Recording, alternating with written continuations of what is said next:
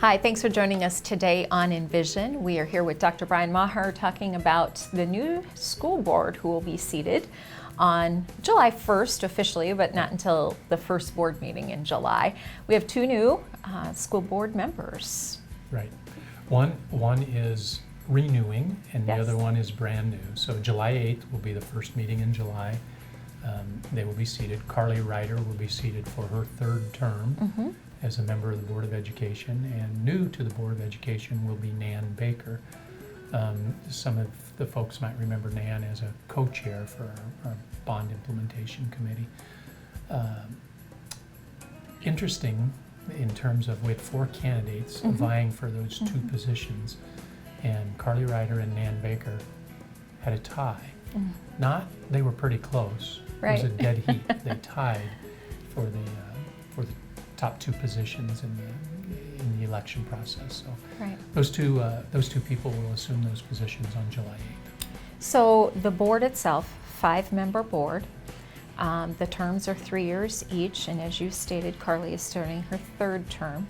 How is the board made up in terms of roles and responsibilities, and what does that look like? I know the beginning of July is our fiscal year, and that's kind of a new slate, a new start for this board that comes on.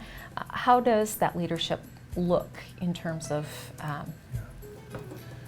Well, it's a good question, because I think sometimes people look at board members as individual people, which they are. But in terms of the school district and our organizational chart, that's one body. That school board, those 5 people form one body that is the Board of Education.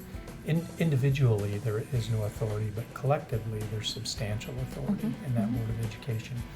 In terms of leadership, at the July meeting, the board will elect a president and a vice president to go throughout this next year. We will have a new president this year.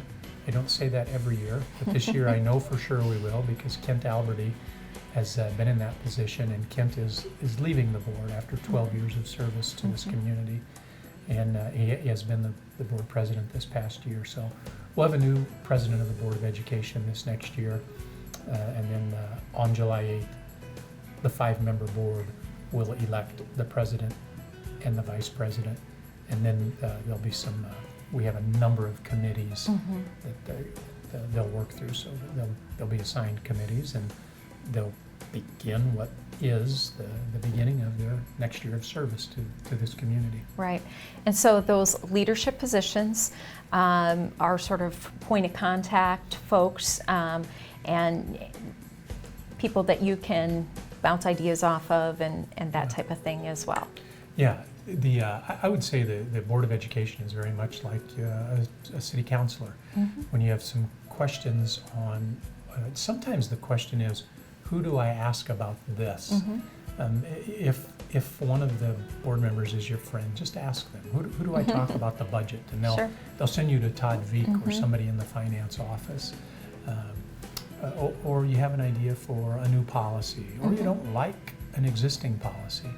Those are good places to go for questions like that. Good. And so those folks will serve the next year. Of course, we have lots of activity happening in the next year. They are attending the regularly scheduled school board meetings, in addition to various other activities in the community that they're called upon to serve. And as you stated, committees as well.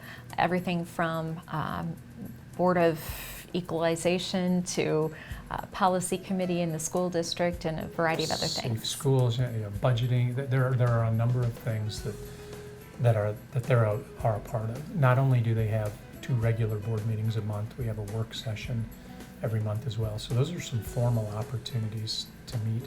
I meet with every board member individually during the month, and then depending upon what committee they're on, they may have several other opportunities to serve as a board member in that committee format during the course of the month too. So those 5 volunteers are really putting in a lot of time to make sure that our school district is as good as it can be.